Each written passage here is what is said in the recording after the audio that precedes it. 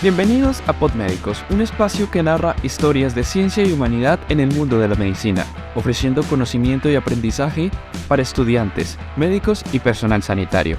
Esta será tu herramienta invaluable para comprender los misterios del cuerpo humano, las enfermedades y los avances médicos.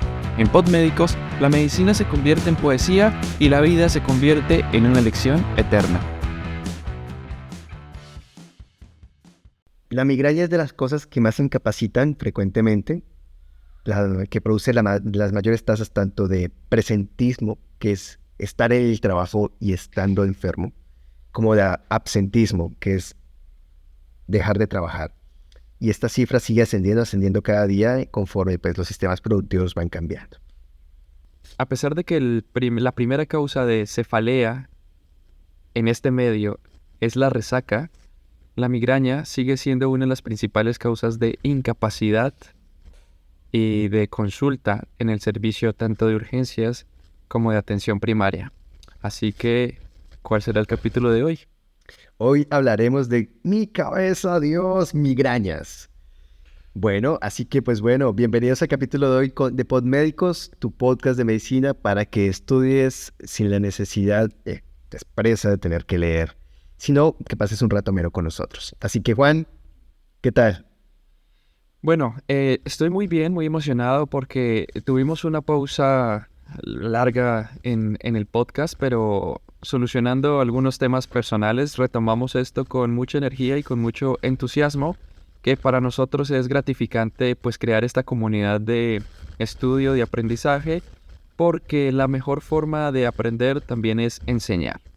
Entonces yo creo que este capítulo lo vamos a hacer de una manera diferente. Lo vamos a hacer por preguntas de las cuales pues vamos a irlas resolviendo, como si fuera una guía clínica, pero sin que sea tan densa de estudiar o de leer como habitualmente lo son las guías. Claro que sí. Vamos a plantearnos pregunta a pregunta y vamos a tratar de resolverla.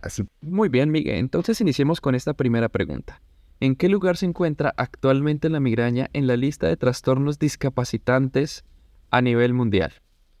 Pues bueno, la migraña se encuentra actualmente en el 6º lugar de la lista de trastornos discapacitantes a nivel mundial y ocupa el primer lugar entre todos los trastornos neurológicos. Quisiera hacerte esta pregunta. ¿Qué características parecen estar en el origen de la migraña? Actualmente, el origen de la migraña parece estar relacionado con una predisposición genética combinada con condiciones ambientales y comportamentales que causa una alteración del procesamiento sensorial del cerebro, lo que resulta en una mayor susceptibilidad sensorial.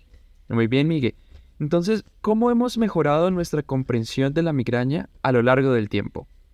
Pues bueno, lo que sabemos en este momento o lo que comprendemos en este momento acerca de la migraña, pues ha mejorado considerablemente a lo largo del tiempo. Gracias a los estudios científicos básicos y de imágenes que nos han permitido comprender mejor los complejos modelos necesarios para explicar la gran cantidad de síntomas que presenta la migraña.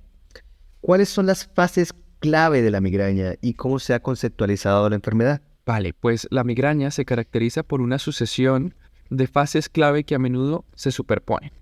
La fase premonitoria o prodromal, la fase de aura, la fase de dolor y la fase postdromal.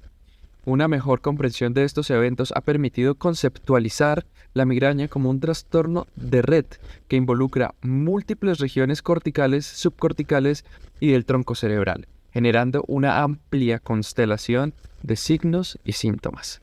Entonces, muy bien, Miguel, ¿qué abordaje sigue la revisión actual sobre la migraña? Pues vale, en esta revisión vamos a seguir un enfoque translacional y anatómico, comenzando con un esbozo de los mecanismos y regiones que se sabe que forman parte de la biología de la migraña, antes de pasar a los tratamientos agudos y preventivos actuales, proporcionando referencias y perspectivas actualizadas con respecto a una revisión en los últimos 5 años. Así pues, ¿qué es el sistema trigeminovascular y qué regiones del cerebro están involucradas en la migraña? Muy bien, entramos en el apartado de la fisiología. El sistema trigeminovascular está compuesto por axones periféricos del ganglio trigémino que inervan las meninges, los vasos sanguíneos intracraneales, convergiendo centralmente en el complejo trigémino cervical o TCC abreviado, compuesto por el núcleo trigeminal caudal, la médula espinal cervical superior. Las neuronas del segundo orden ascienden desde el TCC a las neuronas talamo-corticales y se proyectan a los núcleos cerebrales clave, en el diencéfalo y en el tronco cerebral, como también la del locus coeruleus, la sustancia gris periacueductal o PAG y el hipotálamo. Si esto te está pareciendo un poco denso, puedes ir haciendo un esquema, dibujándolo para que sea mucho más fácil. Muy bien, Miguel, dentro de este tema de la fisiopatología, ¿cuál es el papel de la activación del sistema trigémino vascular en la migraña? Vale, se cree que la activación de las vías de dolor del sistema trigeminovascular mediatiza una de las características del dolor de la migraña mediante la liberación de neuropéptidos, como el péptido relacionado con el gen de la calcitonina, CGRP, y el péptido activador de la adenilato ciclasa hipofisiaria, PACAP, a nivel de la dura madre. El primero se expresa ampliamente en neuronas periféricas y centrales y tiene cualidades dilatadoras potentes. También muestra una acción reguladora en las neuronas de segundo y tercer orden, lo que parece subyacer en su papel modulador en los mecanismos centrales del dolor. Se ha relacionado el aumento del CGRP en personas con migraña con una disminución de los mecanismos inhibitorios descendentes, lo que a su vez podría llevar a una mayor susceptibilidad a la migraña a través de la sensibilización de múltiples circuitos neuronales centrales. De nuevo, hay bastantes atlas de neuroanatomía, te puedes ir guiando y ubicando cada uno de los nombres. Así será mucho más fácil que puedas retener esta información. Así pues, Juan, ¿qué se sabe sobre la inflamación neurogénica en la migraña? Miguel, pues inicialmente se propuso que la inflamación neurogénica en la periferia era generadora del dolor de la migraña, aunque este papel ha sido revisado en gran parte debido al hecho de que los bloqueadores de la extravasación de proteínas plasmáticas no han demostrado ser efectivos en el tratamiento de la migraña en los ensayos clínicos. Sabemos que la activación trigeminal con inflamación neurogénica asociada sigue siendo un objeto de debate. No se cuenta con la evidencia directa de un componente inflamatorio dural en la migraña. Como lo describimos anteriormente, la migraña se asocia con un espectro de disfunciones sensoriales con un comportamiento cíclico, durante el cual la fase del dolor de cabeza representa el pico de la activación nociceptiva trigeminal. Una hipótesis es que las neuronas trigeminovasculares periféricas se sensibilizan y a su vez sensibilizan a las neuronas de segundo orden en el núcleo trigeminal caudal y la médula espinal cervical superior, y se proyectan hacia las regiones talámicas y cerebrales medulares, también del tronco cerebral y del diencéfalo clave. Entonces, vamos poco a poco, vamos dibujando, vamos haciendo un esquema. Y Miguel, dime, ¿cuál es el papel de la disfunción cerebral intrínseca en las áreas centrales como el hipotálamo en la iniciación de un ataque de migraña? Pues bueno, la evidencia de estudios confiables sugiere que la participación temprana del tronco cerebral en la fase de migraña nociceptiva es consistente. Sin embargo, está claro que la iniciación de un ataque de migraña está vinculada a la disfunción cerebral intrínseca en áreas más centrales, como el hipotálamo, y posiblemente también a factores externos. ¿Cuál es el papel de las regiones del tronco cerebral, como el PAG y la protuberancia dorsolateral en la migraña, Juan? Muy bien. Las regiones del tronco cerebral, como el PAG y la protuberancia dorsolateral, tienen un papel bien establecido en la migraña gracias a los estudios observacionales de neuroimagen y los modelos animales de migraña, que muestran que el tronco cerebral actúa como un impulsor de los cambios en la actividad cortical durante la migraña. Así que, continuando con el tema de fisiopatología, Miguel, ¿qué núcleos del tronco cerebral están implicados en la modulación de la transmisión del dolor trigeminovascular y las respuestas autonómicas en la migraña? Pues bueno, esta pregunta es clave porque justamente son estos nodos o estos puntos donde vamos a intervenir farmacológicamente. Así pues, están relacionados los núcleos como el locus coeruleus, la médula ventral rostral, el núcleo salival superior y el núcleo cuneiforme. Tienen un papel importante en la modulación de la transmisión del dolor trigeminovascular y las respuestas autonómicas en la migraña, y representan un sitio de acción para medicamentos como triptanes, como derivados de la ergotamina, y los nuevos antagonistas de los receptores de CGRP. Así, Juan, ¿qué conexiones trigeminoparabraquiales y trigeminolímbicas pueden explicar los aspectos afectivo-emocionales de la migraña y las anormalidades del apetito y el gusto? Este tema está un poco denso y tedioso, pero la activación directa e indirecta del núcleo parabraquial por el trigémino puede explicar por qué el dolor de cabeza y facial en la migraña es tan intenso en comparación con el dolor no cefálico, mientras que las conexiones ascendentes trigémino-parabraquiales límbicas, especialmente hacia la amígdala, pueden explicar los aspectos afectivo-motivacionales de la migraña e incluso las anormalidades del apetito y el gusto. Estamos hablando en chino, yo creo que para algunos, pero pueden escuchar varias veces el capítulo. Entonces, Miguel, ¿qué papel juegan las neuronas del núcleo ventral tegmental parabraquial pigmentado en la modulación de la transmisión nociceptiva trigémino-cervical en las ratas, que es donde se ha estudiado los modelos de dolor de la migraña? Así pues, algo que de pronto tenemos que aclarar acá, muchos de estos modelos de neurología están basados en modelos animales o supuestos animales, como el de las ratas. Así que si se te complejiza un poco, siempre recuerda por dónde están atravesando cada uno de los puntos. ¿Te acuerdas que hace unos momentos te decíamos, toma una clase de neuroanatomía y ve ubicándolos? Así se te hará más fácil asociar. ¿Por qué? Porque las neuronas en el núcleo ventral, tegmental, parabraquial, pigmentado, VTA, PBP, pueden modular el tráfico nociceptivo trigémino-cervical en ratas a través de la mediación de neurotransmisores como el glutamato, el naratriptán, que es un agonista de los receptores de serotonina 1B y 1D, el PACAP y la dopamina que le pega a los receptores D2 y D3. Entonces, Juan, ¿qué puede suceder en el hipotálamo? ¿Qué es el hipotálamo primero que todo? Vale. El hipotálamo es una parte del cerebro que desempeña un papel clave en la iniciación de la regulación del dolor, así como en la manifestación de los síntomas premonitorios, como los bostezos, la sed y poliuria, que pueden preceder y continuar durante la fase del dolor en la migraña. Así que, ¿cómo se ha consolidado el papel del hipotálamo en la iniciación de la migraña? Pues bueno, la neuroimagen funcional realizada durante ataques espontáneos provocados por nitroglicerina ha consolidado el papel del hipotálamo en la iniciación de la migraña.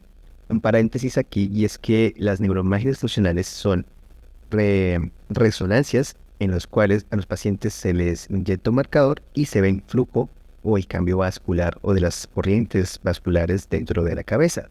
No sé si quieres preguntarme alguna otra cosa más. Claro, dentro de este mismo tema, ¿qué se ha denominado sobre la conectividad hipotalámico-tronco-cerebral en la fase premonitoria de la migraña?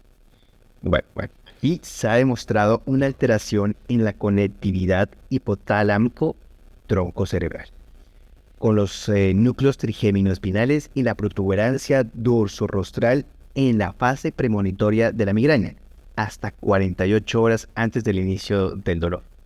Pero, Juan, ¿qué reveló la tomografía por emisión de positrones sobre la activación del hipotálamo durante la migraña? La tomografía por emisión de positrones ha revelado la activación del hipotálamo, tanto durante la fase del dolor de la migraña como la fase premonitoria. O sea que esta neuroimagen nos hace dar cuenta de las activaciones antes y durante el episodio. Así que, Miguel, ¿cómo están asociados los cambios en la conectividad hipotalámica con la migraña crónica?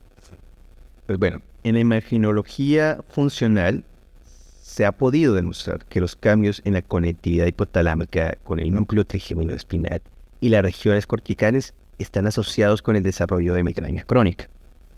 Pero Juan, espera, vamos a diseccionar un poquito más. ¿Cómo puede el hipotálamo volverse hiperactivo, entre comillas, en la migraña y causar sensibilización de los nociceptores trigéminos?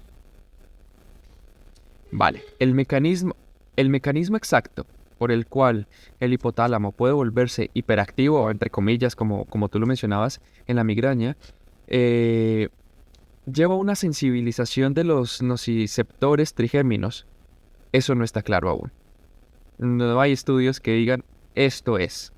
Sin embargo, se cree que el estrés, que es un desencadenante común en la migraña, puede activar un receptor opiáceo kappa en las neuronas dopaminérgicas tuberoinfundibulares, lo cual lleva a un aumento en la prolactina circulante y la sensibilización de las aferencias trigéminas, especialmente en las mujeres. Es por esto que vemos que su epidemiología es más frecuente en mujeres que en hombres. Así que, Miguel, ¿qué otras funciones tiene el hipotálamo en la migraña? Ok, para ir redondeando un poco a nuestro hipotálamo, pues bueno, además de su papel en la regulación del dolor y los síntomas premonitorios, el hipotálamo también tiene neuronas quimiosensibles que pueden detectar cambios metabólicos en el cerebro y en la periferia. Estímulos exógenos que causan un cambio en la homeostasis y este ritmo biológico intrínseco podrían inclinar al cerebro hacia un ataque de migraña a través de la activación del hipotálamo.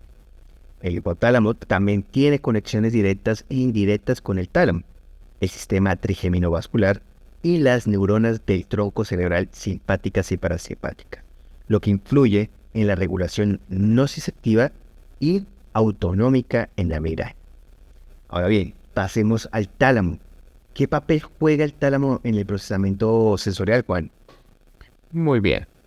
El tálamo tiene un papel crítico en el procesamiento sensorial, recibiendo entradas de la piel extracraneal y la dura madre de las neuronas trigeminovasculares que hemos mencionado en todo este capítulo, y proyectando a las regiones corticales involucradas en las funciones autónomas, afectivas y cognitivas. Entonces, Miguel, dime tú, por favor, ¿cuál es la relación entre el tálamo y la migraña? Pues bueno, así como lo hicimos con el hipotálamo, en lo que respecta al tálamo, hay evidencia clínica y preclínica que muestra que el tálamo es crucial para el desarrollo de la sensibilización central. La fotofobia y la alolínea producen la migraña. Los estudios de neuroimagen estructural han mostrado diferencias en el volumen de los núcleos talámicos con anomalías microestructurales. Juan, ¿qué neurotransmisores y qué neuropéptidos afectan la sincronización tálamo-cortical? Ese tema de neurotransmisores y neuropéptidos le encantaban a mi profe de fisiología. Y la sincronización tálamo-cortical es afectada por una red de neurotransmisores y neuropéptidos en el tronco encefálico, como el glutamato, la serotonina y la noradrenalina. Las regiones reticulares talámicas tienen los neurotransmisores ácido gamma aminobutírico y GABA. Y los núcleos hipotalámicos, nuevamente dopamina, también la histamina, la orexina y la hormona melanocitoestimulante. Caramba, esto me recordó a mis clases de segundo o tercer año de medicina y estoy con la mente hecha trizas. Así que, Miguel, ¿cómo está implicado el tálamo en la interictal de la migraña? Vale, un periodo interictal en la migraña es aquel periodo en el cual, pues bueno, hay una fase entre ataque y ataque. Sí, pues en la fase interictal se implica la disfunción del sistema modulador descendente del dolor y la amplificación del procesamiento nociceptivo en los pacientes con migraña, mediado por el tálamo, lo que podría ser consecuencia de las anomalías en las redes tálamo corticales dinámicas. Juan, ¿qué tratamientos para la migraña modulan la actividad tálamo cortical? Bien, ya estamos entrando en un tema que a los estudiantes y a los médicos les gusta más. Dejamos a un lado por una parte la fisiología y entramos en el tratamiento. Y algunos tratamientos para la migraña, como los triptanes preventivos y la neuromodulación no invasiva, han demostrado que modulan la actividad tálamo cortical. El procesamiento de la información nociceptiva trigeminovascular en el tálamo puede representar un objetivo para el manejo de la migraña. Más adelante vamos hablando más de los medicamentos. Pero, ¿cuál es el papel del córtex cerebral en la migraña? Pues bueno, Juan, así como estamos elaborando bloques para ir construyendo este edificio acerca de la migraña, como ya vimos la fisiopatología, vimos un montón de caminos, vamos a seguir relacionándolos con las dianas terapéuticas. Y en este caso, inicialmente se relacionó el papel del córtex cerebral en la migraña con el fenómeno de aura y sus síntomas peculiares. Se cree que el aura es generado por la depresión cortical propagada, DCP, la cual ha sido indirectamente evidenciada en humanos a través de la neuroimagen funcional, aunque la depresión cortical propagada puede activar el sistema trigeminovascular en animales, posiblemente a través de mecanismos mediados por la CGRP. Es probable que contribuya al dolor de cabeza y posiblemente constituya un epifenómeno de la migraña. Independientemente de la DCP, el córtex ha sido cada vez más implicado en la génesis de la migraña y de hecho se ha reportado muchos cambios en la estructura y función de áreas corticales claves asociadas con el procesamiento del dolor en pacientes, tanto en periodo ictal como en periodo interictal. Así que Juan, ¿qué cambios funcionales se han observado en redes corticales durante la fase de dolor de cabeza en la migraña, la fase aguda? Bien, en la fase de dolor de cabeza, las redes corticales, incluyendo las redes de saliencia sensoriomotora, de modo predeterminado, ejecutiva y atencional, muestran cambios funcionales, y esto refleja los síntomas cognitivos, dolorosos y emocionales de la migraña. Eso es lo que te puedo decir acerca de esos cambios funcionales. Pero, ¿cuál es la implicación del córtex occipital en la migraña? Vale, la participación del córtex occipital en particular puede explicar la gran cantidad de síntomas visuales asociados con la migraña. Lucecitas, destellos, ¿vale? Desde la sensibilidad también a la luz hasta el aura visual y la nieve visual. Pues bueno, ¿qué se sabe sobre los cambios en la conectividad estructural y funcional en pacientes con migraña menstrual o catamenial? La migraña menstrual se ha relacionado recientemente con cambios en la conectividad estructural y funcional en el giro cingulado anterior derecho, una área implicada en el procesamiento cognitivo del dolor y previamente asociada con la biología de la migraña. Entonces, pero bueno, continuando, ¿cuál es el papel de la hiperintensidad de la materia blanca en la migraña? Pues bueno, la asociación de la hiperintensidad de materia blanca en la migraña ha sido objeto de debate durante mucho tiempo, especialmente en la migraña con aura. Recientemente se identificó una asociación entre la presencia de la HMB, hiperintensidad de materia blanca, y la edad del paciente, conjunto a la duración de la enfermedad. La HMB también se ha asociado con náuseas, por vómitos, por mareo y la intensidad del dolor durante los ataques.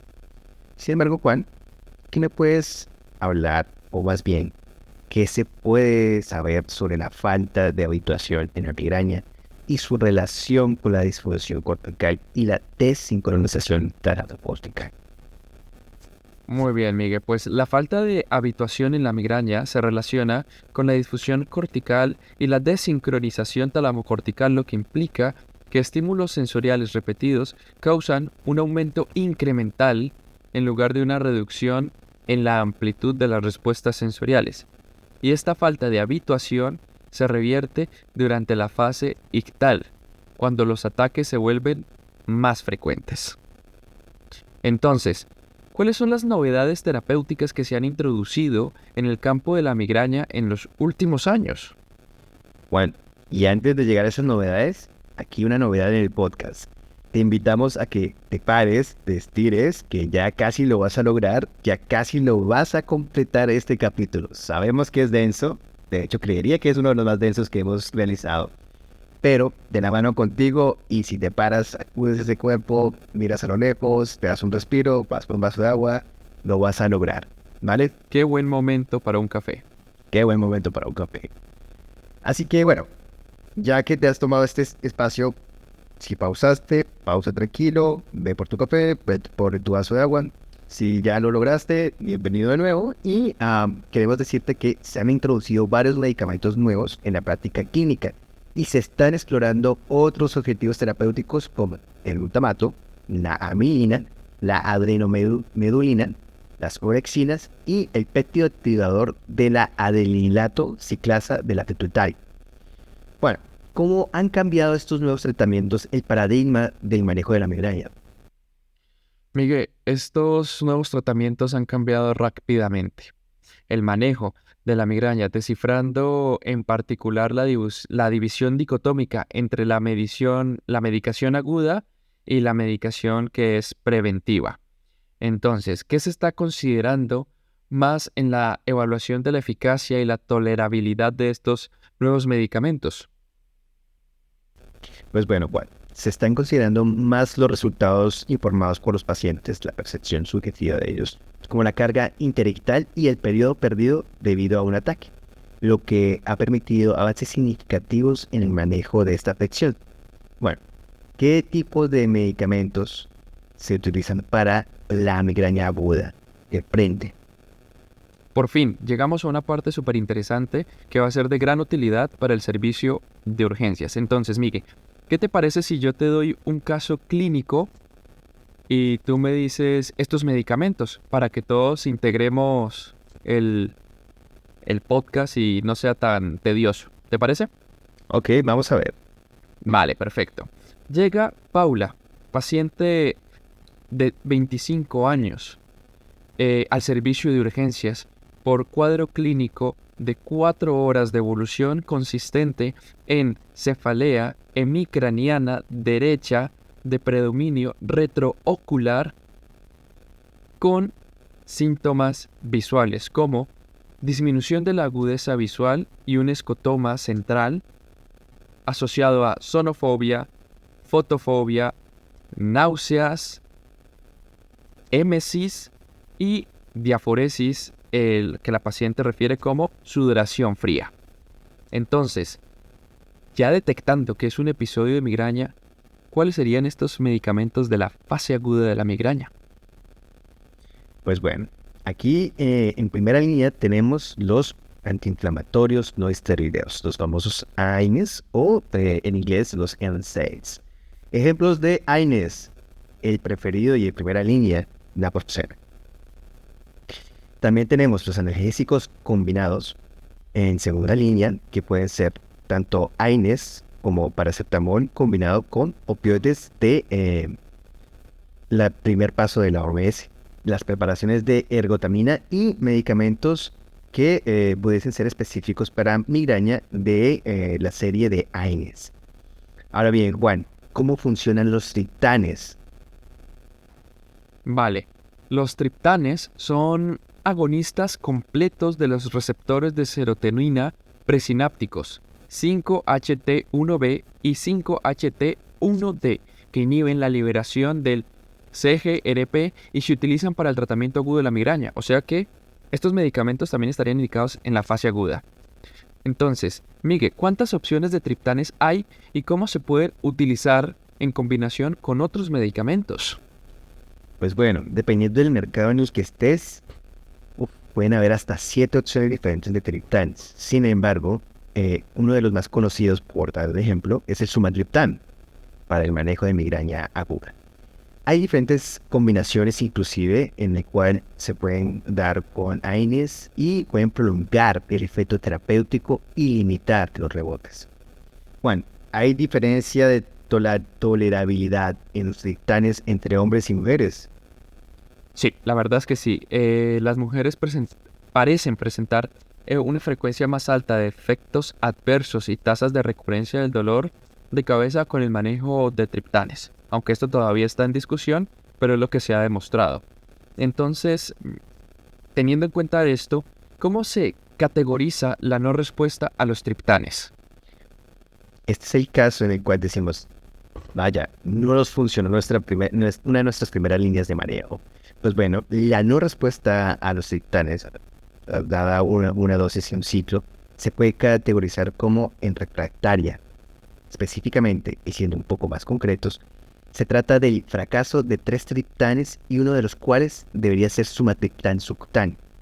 O resistente si presentó el fracaso de al menos 2 triptanes. ¿Cuál? ¿Cuál es la principal contraindicación de los triptanes y cómo se diferencian los ditanes y los gepantes? Vale, estás mencionando dos medicamentos nuevos para el manejo de la migraña y los triptanes están, digamos, contraindicados en pacientes con riesgo cardiovascular debido a sus cualidades vasoconstrictoras. Y los ditanes y gepantes no presentan esta desventaja, entonces por este lado estamos esperando que los empiecen a poner en las guías para empezarlos a usar en estos pacientes con riesgo cardiovascular. Miguel, ¿cuáles son las características de los ditanes? Vale, Juan. Pues bueno, los ditanes son una nueva clase de medicamentos utilizados en el tratamiento agudo de la migraña. El único ditán actualmente disponible y aprobado por la FDA es el lasmiditan, un agonista potente y selectivo del receptor 5-HT1F, receptor de serotonina 1F, que actúa bloqueando la activación de las neuronas en el núcleo caudal del trigémino sin afectar la vasculatura. El lasmiditan ha sido estudiado en 2 fases y 3 grandes ensayos controlados aleatorizados de fase 3 y ha demostrado una mejor eficacia en comparación con el placebo en estados de libertad de dolor a las 2 horas y libertad de los síntomas más molestos, especialmente con la dosis de 100 y 200 miligramos. Los efectos secundarios neurológicos, especialmente el mareo, náuseas y somnolencia, fueron comunes en estos estudios, pero en su mayoría leves a moderados y autolimitados. Juan, ¿qué son los gepantes o los gepants y qué beneficios tienen en el tratamiento agudo de la migraña? Muy bien, Miguel, estos nuevos medicamentos llamados gepantes son agonistas del receptor del CGRP, de molécula pequeña, desarrollados para el tratamiento agudo de la migraña. Se desarrollaron inicialmente 6 gepantes para el tratamiento agudo, pero 2 de ellos se descontinuaron debido a la toxicidad hepática. Uno debido a la falta de disponibilidad oral y uno por razones comerciales.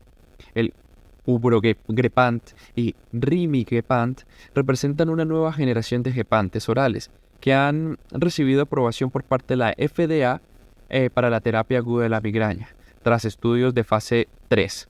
Los gepantes no parecen causar dolor de cabeza por sobreuso de medicamentos, lo que nos convierte, en una opción útil en el manejo de esta complicación y pueden ser tomados en múltiples dosis durante el ataque, con buenos índices de éxito, además de su bajo perfil de efectos secundarios, que es atractivo para los pacientes y para nosotros los médicos que los formulamos. Entonces, ya casi finalizando, ¿para qué pacientes se recomienda la terapia preventiva en casos de migraña? Pues bueno, además de la particularización del manejo agudo, pues vamos a empezar a particularizar a nuestros pacientes candidatos a una prevención farmacológica. Y pues bueno, se recomienda que en pacientes que tienen al menos 2 días al mes de migraña, que abusan de medicación y o que tienen una disminución en la calidad de vida, son aquellos en los cuales vamos a intervenir preventivamente.